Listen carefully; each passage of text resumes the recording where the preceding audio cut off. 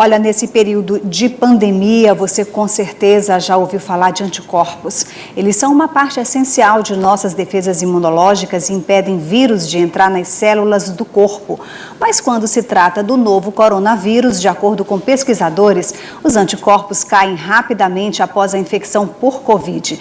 Sobre isso, a gente conversa agora com a médica infectologista Silvia Fonseca. Bom dia, doutora. Bom dia, Célia, bom dia, Soares, e bom dia a todos os nossos telespectadores. A gente está falando aí de uma reinfecção, né, novamente, e quanto duraria a imunidade para quem já teve o Covid-19? Pois é, Célia, a gente está se tratando de uma doença nova, então a toda hora surgem novos estudos. Então, há coisa de um mês atrás surgiu um estudo mostrando que os anticorpos duravam 7 meses. Agora tem esse estudo, eu li também, e na verdade ele tem várias críticas no sentido de que não foi feita na mesma população. Então não foi assim, mediu a Célia, os anticorpos da Célia em março, em agosto, em outubro, e viu que os dela caíram. Não, foi feito numa população. O que isso quer dizer? Sem ser a mesma pessoa. Então, o que eles mostraram é que a porcentagem de pessoas com anticorpos diminuiu. Mas isso não quer dizer que você individualmente perdeu os seus anticorpos. Não sei se você se eu conseguir fazer clara. Então, na verdade, tudo depende do tipo de teste que é feito. Esses testes de anticorpos, existem os que são muito sensíveis e os que são menos sensíveis. Geralmente, para fazer em grandes populações, você usa o mais barato, que acaba sendo menos sensível. Então, esse novo estudo é só mais um estudo com suas falhas, que está tentando entender o que acontece com esse vírus. Os outros vírus dessa família que faz Covid, que são os outros coronavírus, normalmente as pessoas têm uma infecção por outro coronavírus, e isso dura mais ou menos a imunidade de um ano. A imunidade que a gente consegue medir. Existe uma outra imunidade no corpo que a gente não tem facilidade de medir e que pode estar presente, e quando você entrar de novo em contato com o vírus, você fica com a sua defesa e aí você não fica tão doente. Então, na verdade, Célia, a gente não sabe. O que é importante mesmo? O importante é que as pessoas entendam que o perigo não passou. Enquanto não houver uma vacina, isso é muito repetitivo, mas é a verdade. Enquanto não houver uma vacina, olha lá quem são os meus amigos. Minha amiga máscara, meu amigo álcool gel, eu tenho que manter distância das pessoas. Por quê? Porque hoje a gente já entende algumas coisas. Por exemplo, eu posso até estar carregando o vírus no meu nariz, na minha boca, você nem sabe. Se eu falar, tossir ou espirrar muito perto de você e isso cair no seu olho, no seu nariz, na sua boca, isso é meio invisível, né, gente? Eu não vou cuspir em você. Você pode pegar. Então, se eu usar o tempo inteiro uma máscara, trocar ela quando ela ficar depois de 2 horas, ou quando ela ficar sujinha, trocar de máscara. Se eu ficar a pelo menos 1 metro de distância de você, e se eu toda hora estiver passando a minha mão o álcool gel, né, então é muito fácil de fazer, a gente passa na mão inteira, não esquece os dedões, né?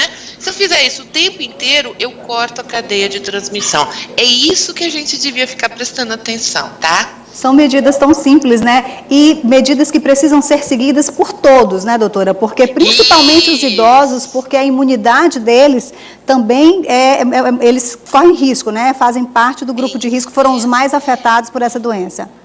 Isso, muito obrigada por ter me dado essa oportunidade de falar o seguinte: sim, os idosos, os obesos, os diabéticos, pessoas em tratamento de câncer têm a chance não só de pegar, de fazer uma doença muito séria, mas eu quero aproveitar o seu espaço para dizer que existem pessoas jovens, magrinhas, atletas que pegam essa Covid e ficam muito ruim, vão parar na CTI, precisam de respirador. Hoje a gente ainda não sabe o que faz uma pessoa que está completamente sem nenhum problema de saúde, mas quando pega esse Covid fica muito grave. Eu sou médica, eu estou acompanhando a Covid desde o primeiro caso lá no hospital onde eu trabalho, e aí o que eu vejo? Eu vejo de tudo. Eu vejo gente jovem, eu tive colegas médicos, né, que ficaram muito doentes, que foram para UTI, Infelizmente, nós perdemos muitos colegas na profissão, muitas pessoas, então não sabemos quem é que, quando se encontrar com esse vírus, vai ficar muito doente. Não é uma infecção banal, não é parecido com gripe, no sentido de que pode ter consequências muito graves, e hoje a gente sabe, Célia, que as pessoas podem se recuperar e ficar com sequelas. Então ninguém quer isso, né? Então a gente não pode esquecer a nossa amiga máscara, o nosso amigo álcool gel e o distanciamento das pessoas. Não é época de ficar juntando, batizado, festa, chá de bebê, chá de panela, todos os chás do mundo. Não é hora de fazer isso, tá?